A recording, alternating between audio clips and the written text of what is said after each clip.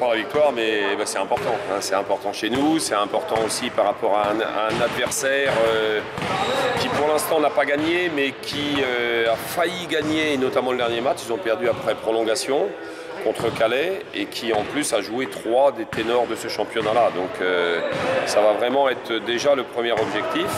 Et ensuite le deuxième, nous, c'est d'arriver à continuer un petit peu notre progression dans la régularité au niveau de nos performances.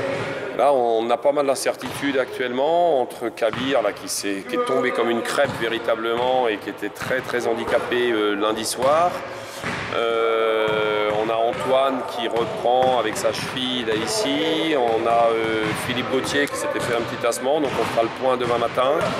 Par rapport à l'effectif, Brieux qui a toujours un peu des séquelles de son genou. Ah oui, c'est une équipe là qui attaque sa 4e saison, 3e ou 4e saison en National 2. Qui remplit toujours ses objectifs. C'est sans doute la plus forte équipe de 1 contre 1 pick and roll du championnat.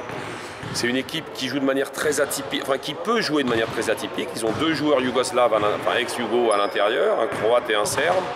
On connaît toujours les qualités techniques, poste 5 et poste 4.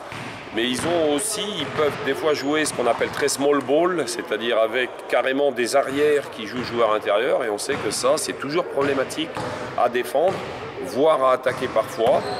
Et comme je vous le disais, c'est vraiment une équipe qui a un jeu offensif, une panoplie de jeux sur principe qui est très très élaborée.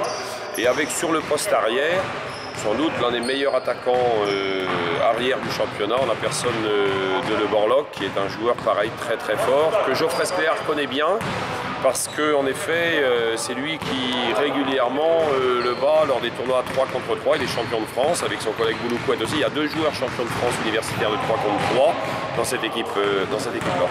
Il y a quelques points faibles qu'on va essayer d'exploiter, mais ça, je préfère pour l'instant les garder.